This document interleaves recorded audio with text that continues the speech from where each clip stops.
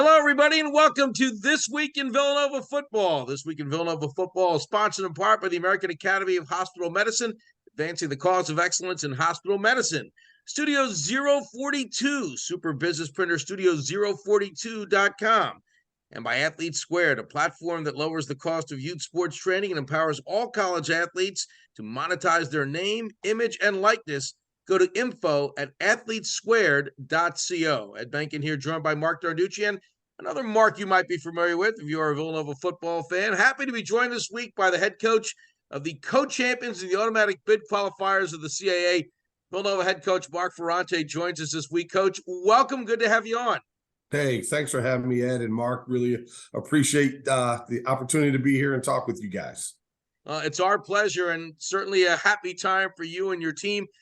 Just a tremendous way to finish the season with a big win at Delaware. As we alluded to, of course, you're co-conference champions. You get the automatic bid with some crazy math for the point differential. You'll take it. You get a bye week coming up. When you look back, Mark, to where you were 12 months ago, how impressed, how proud are you with where this team is today? Not just the fact that they bounced back from last year, but they won this conference with some of the more impressive victories we've seen in quite some time. Yeah, I'm really pleased with obviously our whole organization. Our staff has done a phenomenal job throughout the course of the year, starting with probably our strength staff, Mike Tucker and his guys with the off-season training and so on, and super proud of the team. You know, the guys really have done a great job coming together. They talked about it at the end of last year and what their goals are and what they were hoping to accomplish, and to see it actually come to fruition is a really impressive thing. So guys have been doing a great job. I've said it all year. We have a mature team. We have an experienced team. We do have a few new guys and some of the grad transfers that we brought in from some other places. But most of the guys that are doing the bulk of our playing for us have started their careers here. And a lot of them have been here since 2019. We even have a couple guys that have been here since 2018. So they came up through the ranks here at Villanova. They've experienced some playoff opportunities in years past, and I know that was one of their goals to try to get there this year. And they've taken upon themselves to lead each other in the right way and put in the work required to come out and have a season we had. And just really proud of how this team has stayed together and stayed true to who they're trying to be. Mark, this is the 15th time Villanova has earned an FCS playoff berth, and you've been part of all 15. 12 as an assistant coach and now 3 as a head coach. Like, how proud are you to that kind of tradition and for you to, be just such part of this history? Yeah, no, it's been great. I mean, I guess I'm not the norm in college football coaching these days, to stay at a place and be at a place for so long. But, we started FCS play. I believe it was 89 was our first year we're eligible to, be in a conference. Back then, the old Yankee Conference, and then the Atlantic 10, and now the CAA. Same letters, different words. It's the Coastal Athletic Association now. But it's been great. It's been a great run, and I've really enjoyed all my time here at Villanova, whether it was when I first got here. A lot of people probably don't know or remember this, but I actually coached on the defensive side of the ball when I first got here under Coach Talley. And then, a long part of my career had been the offensive line coach and assistant head coach. So really happy, real excited, love where I'm doing things, love the place I'm at, love what I do, and love the people I do it with. So really proud and happy to now be considered the head coach and, have another playoff opportunity. Everyone wants to play postseason play, and to have the opportunity to do that, we're real excited. Mark, last year at this time, you were also coming off a win over Delaware. It wasn't the season you wanted. I know that was 12 months away, and there were some obviously new faces like there is every year. But did that win last year do anything maybe to springboard the offseason, to give a little shot of confidence again with the players returning after you beat a team like Delaware, and maybe give you a little bit of a springboard going into the season? I feel whenever you win your final game of a season, and if you make the playoffs, unless you win the whole thing, you usually don't win your final game of a season. But when you have a season like last year, and we were playing for a lot going into that game. We were 5-5 at the time, and now you're playing for a winning season as opposed to a non-winning season. But whenever you can win your last game and you're not heading into postseason, that definitely is it propels you into the offseason with a better taste in your mouth, so to speak.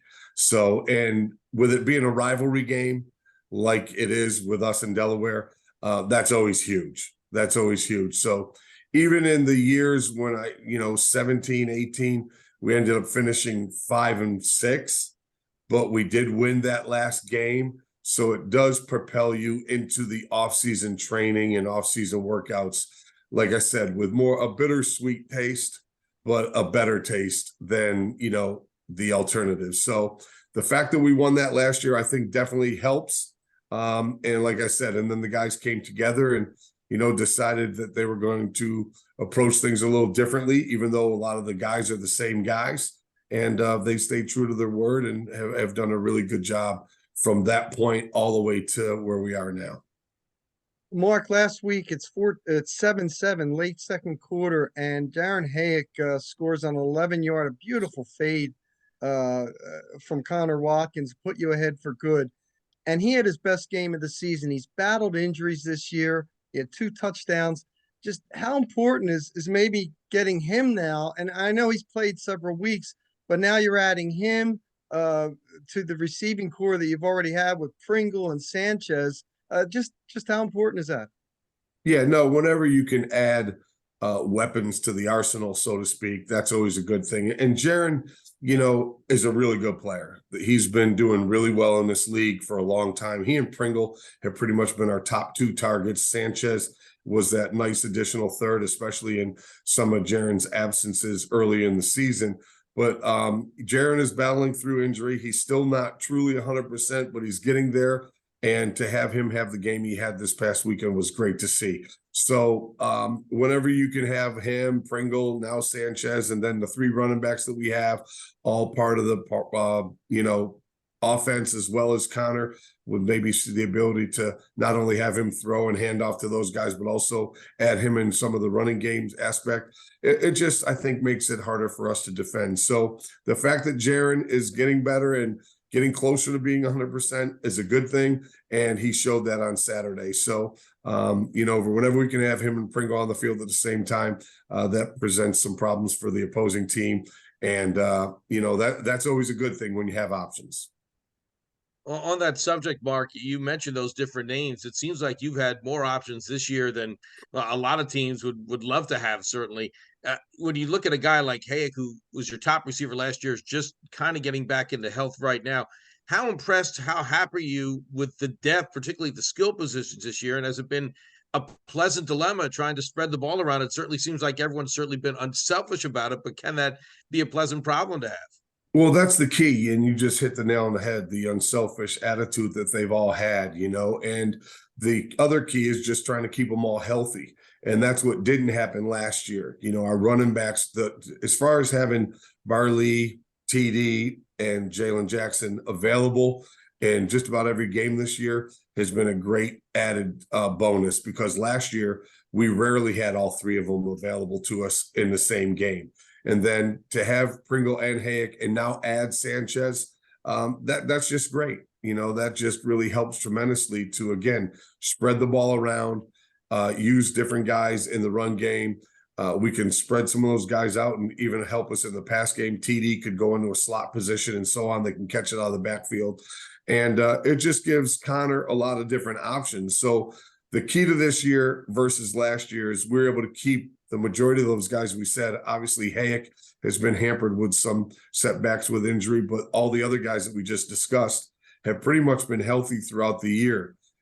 D. Will missed 1 game, missed half of another. Jalen's been, banged up, but he's made it through for the most part. And TD's the Swiss Army knife. He does a lot of things on offense, and he's on all our special teams. So the fact that we're able to keep those guys healthy and now have a week off to recuperate even a little more and get our guys ready to go for the week after, that's a huge bonus for us right now, especially compared to the year we had. We didn't avoid the injury bug last year, not only to our skilled players, but also up front and so on. So the fact that we're able to stay relatively healthy has been the big factor for us this year. Mark, on the other side of the ball, you've often said that your defense is designed to have the linebackers make a lot of tackles, and your trio is as good as really, I think anybody I've seen this year in the CAA collectively. Two things. If you could talk about your linebackers, and the other thing about Danny Abraham, is he bugging you to maybe get a few carries now after returning that interception? He looked like he knew what to do when he had the ball. Well, I'll start with the latter part of your comment there. Danny has not bothered me about getting any carries on offense. He has talked about maybe trying to return some kickoffs. Danny was a recruited running back out of high school when he first went to Harvard, and then they flipped him over to defense later in his career, and we needed some linebackers a couple seasons ago. So that's kind of how we got involved with Danny. But yes, he does know what to do with the ball in his hands, as was evident on Saturday, because he does have a running back background.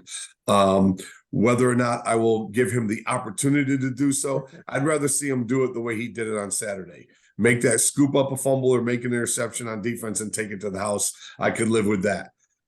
As far as the other guys, they're playing really good football for us right now. Hartzell was our leading tackler last year. Brendan Bell right now is our leading tackler because Hartzell did miss one game. And I'm not saying that's the reason that he's the leading tackler, but he does have one extra game opportunity under his belt than Shane did. But they're both really good football players, very instinctual, very good athletes. They get off blocks well. Bell might be a little better blitzer actually than Shane. He's just a little more elusive in some of his movements, but they're both really good football players. And they're our top two tacklers right now. And as I mentioned, and as you mentioned, the key always starts with the guys up front. You know, they got to occupy. We only have 3 down linemen, so they got to occupy or try to occupy 5 offensive linemen to try to keep the linebackers as free, as active as we can be. And it's been working well so far. So excited about how those linebackers are playing for sure. And Danny can definitely run when he has the opportunity to do so. Mark, I know coaches love to talk about what a tough conference they're in, but you have a pretty good leg to stand on to talk about the CAA, even with the different first name and the same initials. 4 teams going to the playoffs. And the 2 teams most people picked at the beginning of the year who are still pretty darn good, New Hampshire and William & Mary, didn't even qualify.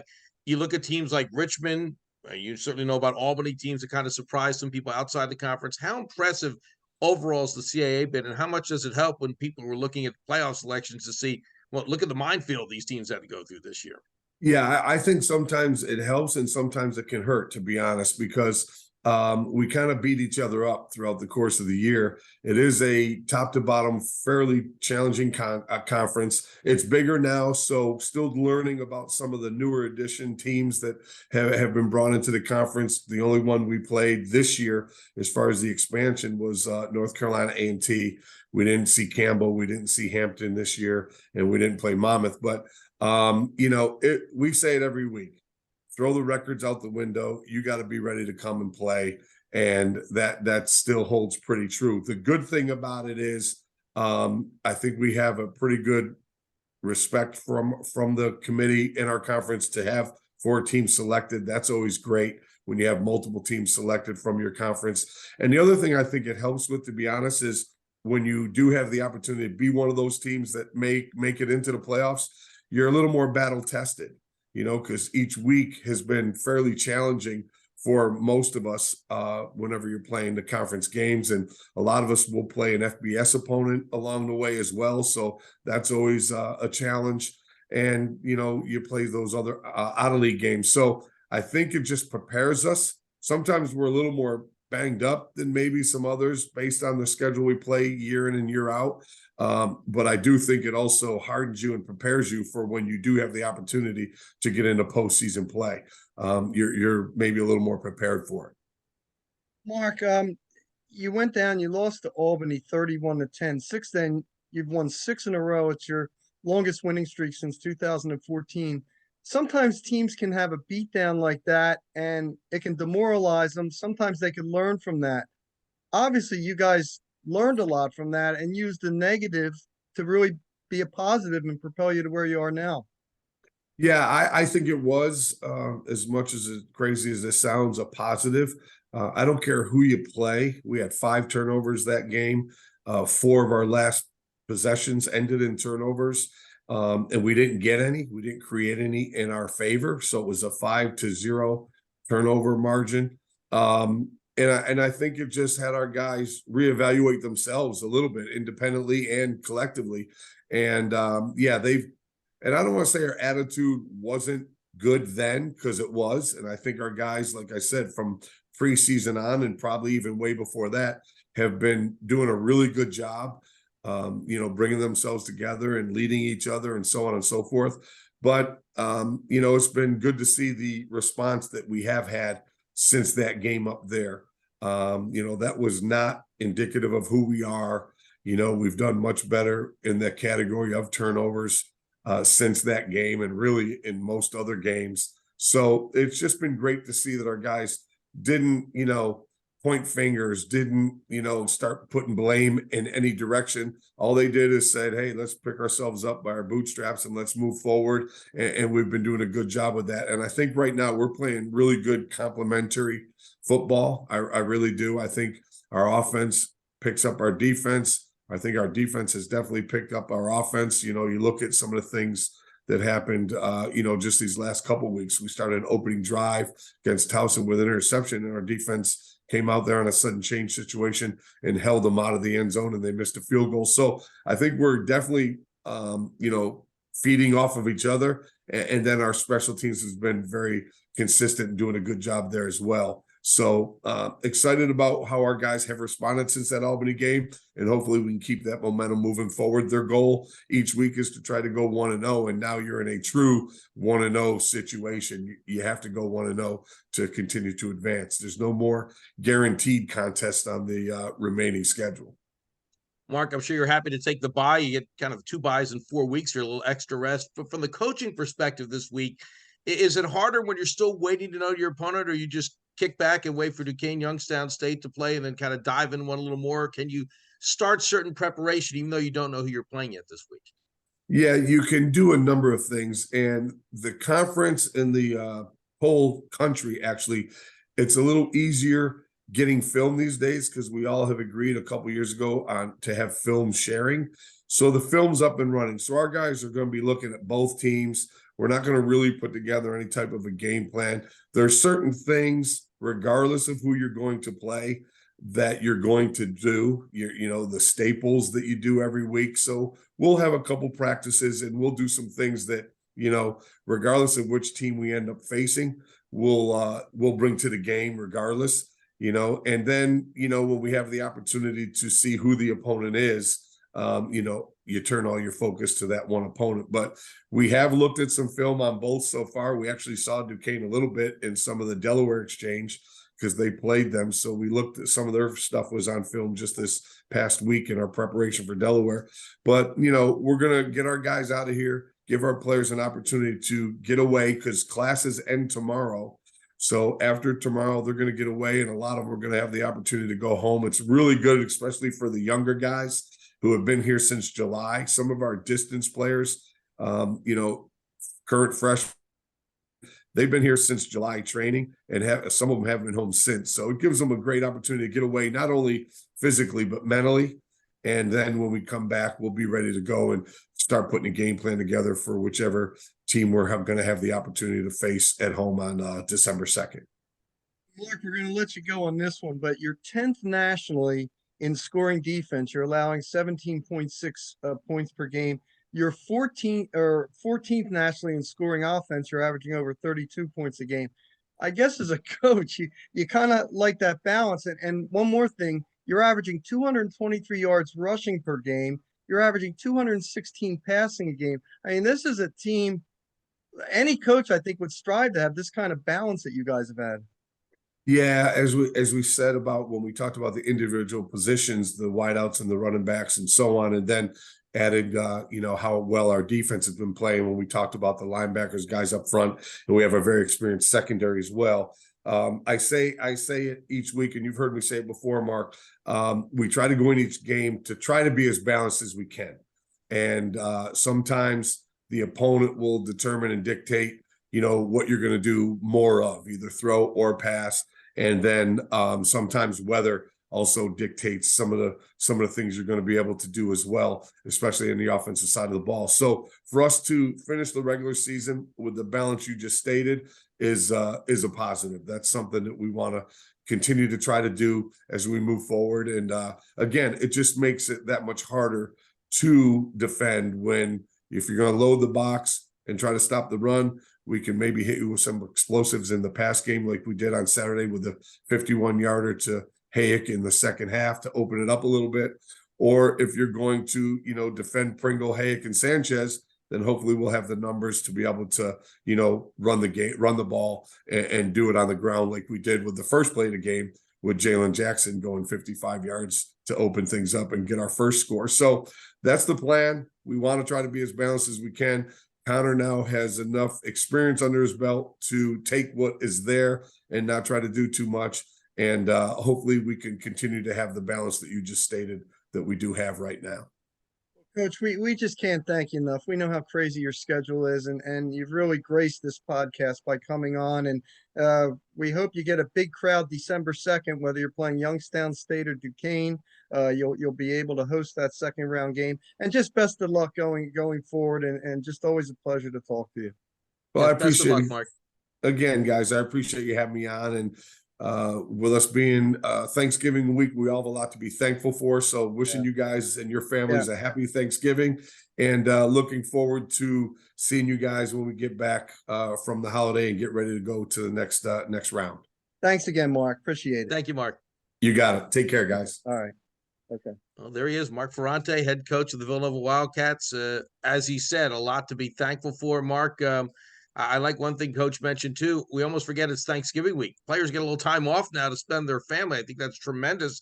Yeah. The other teams have to go to work this week. So good for Coach, good for the team to get a little holiday time this week as well. Yeah, and Coach, you can hang up on us. That's okay. We're going to be here a few extra minutes. I thought he wanted to listen a little more, actually. I thought he was enjoying the conversation. I do end up listening to you guys when you post it, so I'll check in a little later on. Okay, thank you. Thanks again for having me, guys. Okay, thank you. Appreciate it, Coach. Thank you very much. I think he was waiting for us to sign off, but Mark, there's so much to talk about. I know we're almost out of time already this week, but you almost forget about that. Yes, the Cats get to go home with their families. I think that's tremendous. Hey, if they were playing this week, that's fine too. But you not only get that physical week off, you get a little mental break. And as you mentioned, as we all know, we have no kids who've gone to college. We've been to college. You need that little break in there. I think that's an added bonus to this week. Yeah, the other thing is, Ed, we have to bring this up now. I didn't want to ask him because it's not his favorite topic. Preseason predictions. They were predicted to finish 7th in the CAA. Now, a year ago, they were predicted 1st. And so he said, gee, we lost so many people. I was surprised at that. But you have to think that the players feel pretty good after being picked 7th to winning a share of this championship. And don't think that may not have been a little, I almost want to say bulletin board material, but something's like, hey, look, we're the grassy knoll this year. Everybody's forgetting about us. We're the team that nobody is talking about anymore. And all of a sudden you turn around and, wait a second, Villanova's at the top of the conference. It's been a tremendous season in so many ways. You win a tough conference. You beat your rivals the last week of the season, and what is such a great rivalry, of course, with Delaware. You get yourself a bye, you're starting the playoffs, and you bounce back from a year that was, I guess the best way to put it is un-Villanova-like. Really a credit to the coaching staff, but the players who came back who could have just kind of had a different approach, but it was clear from what Mark was saying that they had the right attitude coming in. As you alluded to when he asked them about Albany, they bounced back nicely, and here they are sitting at the top of the conference. You know, Ed, I always say this. I know they weren't happy with the 6-5 season, but think about this. You're 6-5. You beat Delaware to end the year, and that's considered like a bad season. It shows you the high quality and the high standards this program has set over the years. And one other note too, Mark talked about maybe it's not the norm to stay in one place for so long. Well, Villanova has a habit of keeping coaches around for a long time. It's a pretty darn good place to work. Let's see. It's a nice campus with great people. You're on the main line, not exactly the worst area in the world to be working in. Of course, in basketball, we saw that with Jay Wright, who had about 50 million offers to go everywhere else, and he stayed. And we're seeing some of the other coaches as well. So not surprised in Mark's case that he said, you know what, this is a pretty good situation here. I think I'll just stick around. Yeah, and academically, it's off the charts. So I mean, there is a lot, and the football's been great, Ed, and we've had so much fun doing it. And now we get extra shows to do too. How about that? Hey, well, we'll take that. We're more than happy to do so. Mark, back next week to preview the playoffs, and then we'll be talking about the Duquesne or Youngstown State game. Should be interesting. I thought it was also interesting that Mark said they already had a little sneak preview of Duquesne because they played Delaware. Either way, I'm sure they'll be hip deep into film after the winner of that game is determined, and we'll have more coming up next week. Looking forward to it. Yeah, I wonder if they'll call around Jaworski to try to get any Youngstown State info, you know? You beat me to the Jaworski reference for Youngstown State. I was going to see if they won this week, and then maybe we can even bring Jaws on to see if he can be a little neutral about that game. Yeah. But yes, a little Lackawanna flavor to that as well. Once again, thanks to Mark Ferrante. Thank you to Dean Kenefick, the football SID, for really setting this up. And we hope you enjoyed this show. And we'll be back next week to preview, once we know, Villanova's second round opponent in the play.